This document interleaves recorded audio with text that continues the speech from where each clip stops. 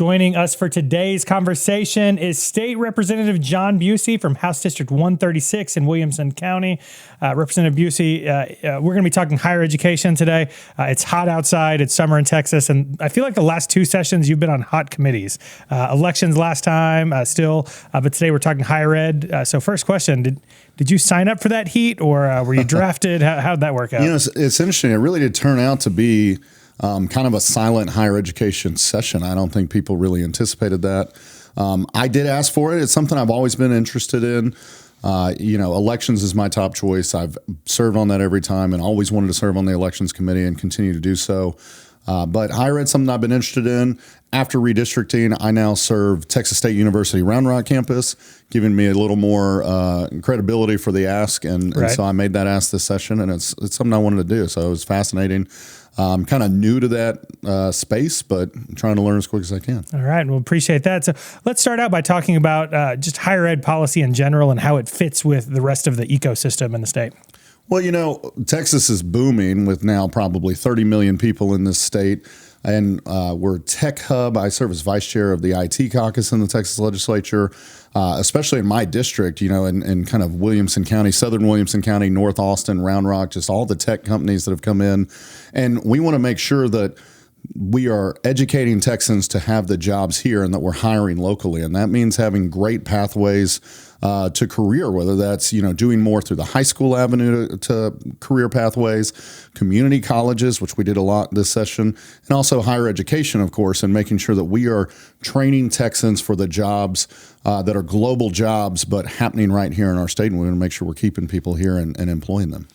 When people think about higher ed policy this legislative session, I think the mind immediately goes to some of those high-profile fights that took place. But like you mentioned, there was some good stuff that passed this legislative session. So for this legislative wrap-up, let's start with the good. What'd y'all accomplish? Well, I think, one, our community colleges. We overhauled how community colleges work. Every single community college system got behind this bill to do so. We put in over $650 million in overhauling it. And what it's going to do is it's going to allow at the local level, each local community college district to get incentives based on certificates and graduation rates around local needs. So some of those needs can be statewide and then get incentives thinking nursing. That's something we need across the state of Texas. So all community colleges will have incentives to enhance and have nursing programs. But also you can look at the local level and find a need in each community and incentivize that tied to what we just talked about with better pathways to careers and to serve Texans, to serve their local communities and get jobs right there in their backyard. So I think the community college is a big win. Just in my district, we have part of the Round Rock campus of ACC. In my old district and throughout Williamson County, Travis County, we have so many community colleges that serve this area, and they're all going to benefit from this bill. And I'm really excited to, have been able to support that and be a co-author of that legislation. The other thing we did, when you look at like other major states, so let's take California, the UC system is, you've got massive amounts of, I think 6, 7, 8 top universities throughout the state that do research.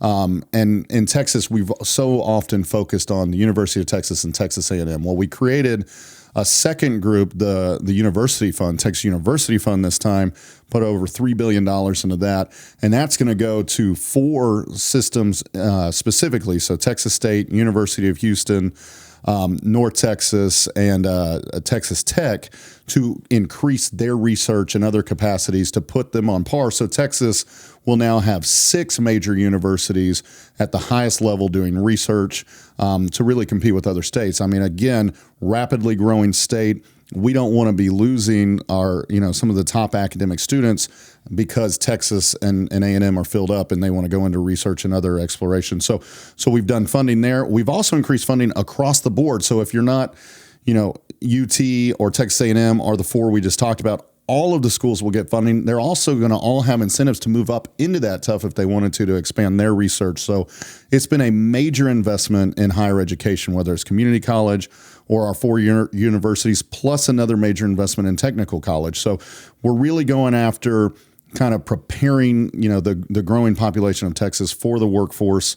And I think those are the major wins. And it was great to be a part of that. Great to be at the forefront of creating some of these systems that are really going to revolutionize education in Texas. I hope the answer is obvious, but one of the questions Texans of Faith will always ask is why? And you've done a good job walking through some of those successes, but why is it so important to have that expanded access, those expanded opportunities in technical colleges, community colleges, and four-year colleges? Well, as one, population growth. We want to see people stay here, so we don't want them inherently. I mean, nothing wrong with the other states. We like all of our country, but we want to keep Texans here, keep our talent here, create our talent here, and then invest back into the community. I think most people like to stay near family, like to stay home. Not everybody, but we want that option to be available.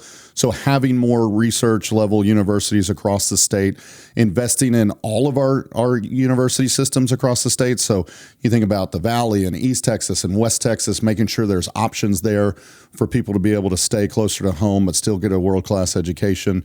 That's so important.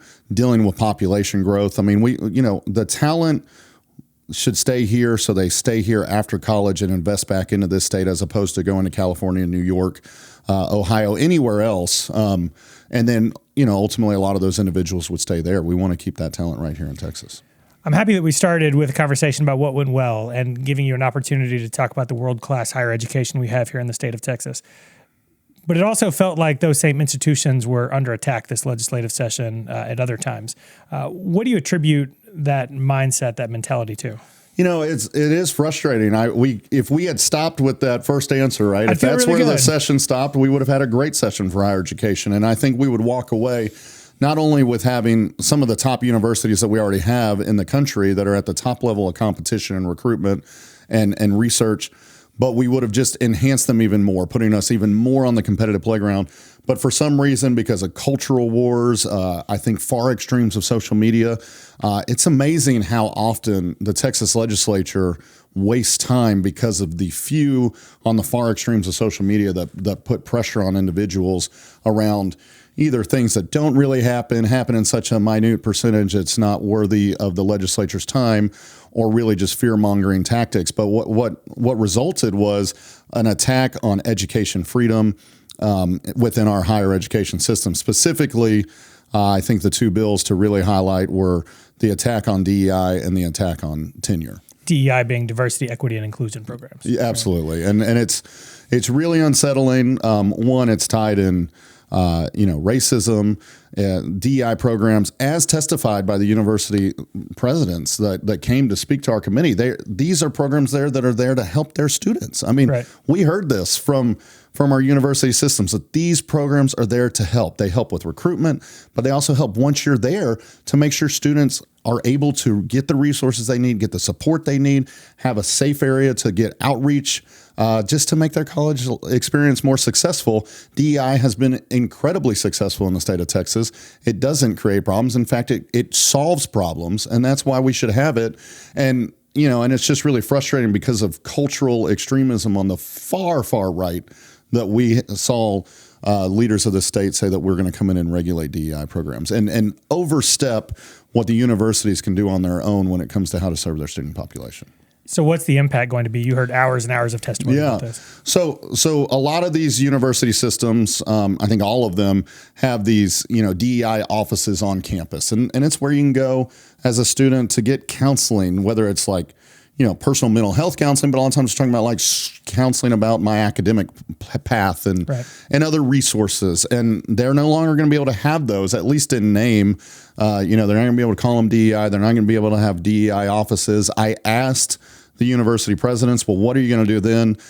Their optimistic answer is, well, we're going to find a way to continue to serve our students. And I take, faith in that. But I also think, as my colleague, Dr. Mary Gonzalez pointed out, DEI is a known commodity for these students that are a lot of times first generation. When they get on a campus, they're going to look for the DEI office. That is a place they know to go look for, and that's no longer going to exist. So even if it's under a different name, we're creating more barriers to finding resources for a more diverse Texas. Texas is growing in diversity. It's a great place. We get better every day because of our diversity.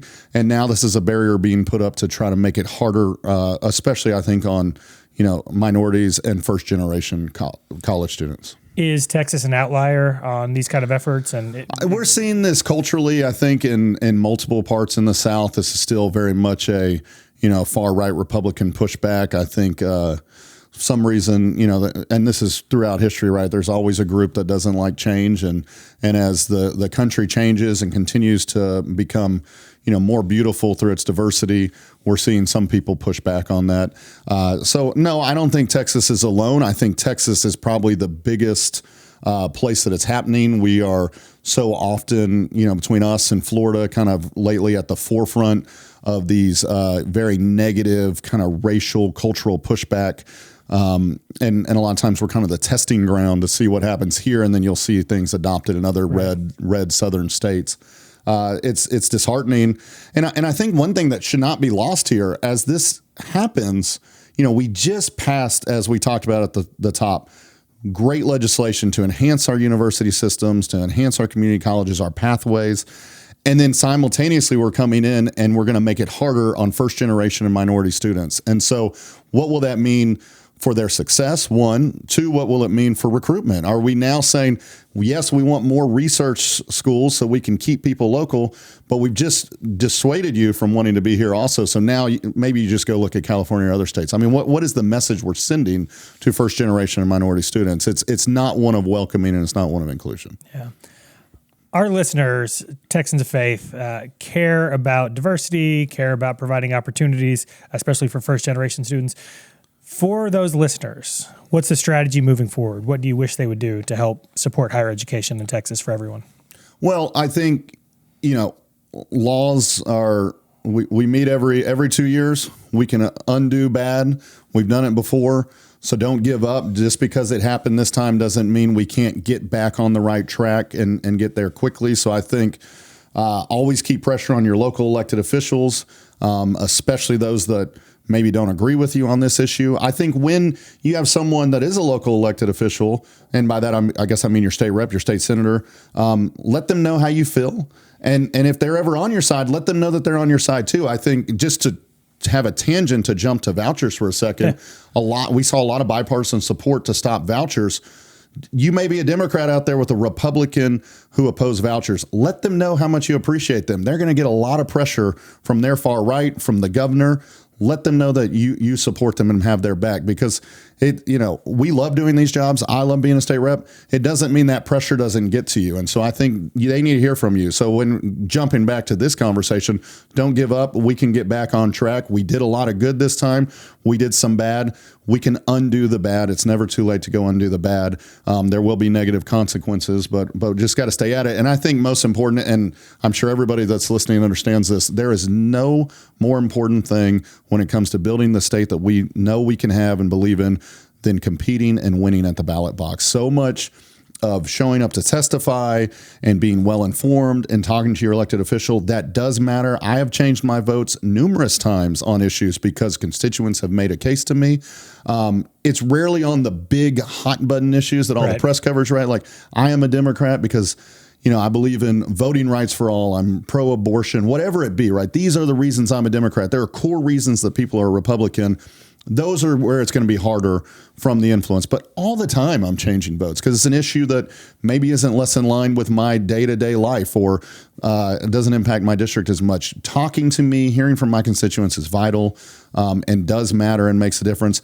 But again, nothing is more important than competing at the ballot box. And that means so often, not that social media doesn't play a role, but nothing is more impactful than door-to-door, talking to your peers, getting involved with a local campaign or a local county party, and doing kind of the grinded out work that we've done for hundreds of years when it comes to grassroots organizing. And that is how we win elections. And that's how we're going to really build the state that we want. Yeah. And it seems like some of these higher ed policy issues might be some of the issues where elected officials and candidates haven't necessarily put in stone their position, right? Yeah. There might be some conversation on some of these issues. Absolutely. And I think there's also a big divide. I mean, the DEI bill and the 10-year bill that came over from the Senate were way more conservative and restricting than the final House version and the ultimate final version, because there was more understanding maybe from the House members. There was less of a blank check written by the Lieutenant Governor that we weren't going to take in the House. I think we haven't really talked about the 10-year bill. Let's talk about that. And I think that's the better example here is the Senate version was going to get rid of tenure. Tenure would be gone in this state. What we ultimately passed codifies tenure. Tenure is protected. That doesn't mean it was all good. We really kind of passed what is currently happening in our major universities as far as post-tenure review within 3 to 6 years. Even if your tenure, you're getting reviewed.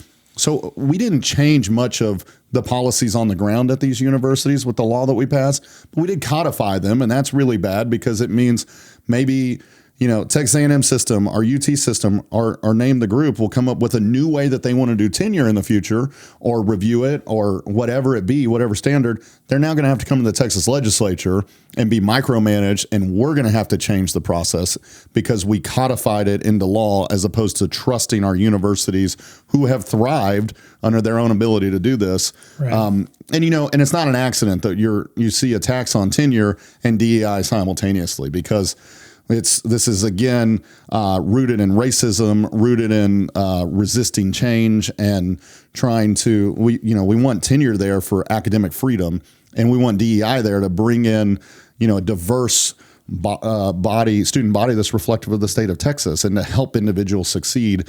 And it seems like that while we did this great investment in schools, we did other things to push away minority groups and first generation and the professors that want to come that will also be, appealing to those first generation students. And so we've discouraged them. So we're hurting our system while also investing in it. And so it's bizarre. Well, a lot of really great information. Anything else you want to hit or any shameless plugs for today? Well, I think keep grinding it out. Don't lose faith in this state. We have so much potential, 30 million, growing so fast. We're growing in positive ways. We're going to build, that better state. I've got a 3-year-old and a 1-year-old daughters at home. We're not giving up on the state. We believe in our potential. We know it can be great.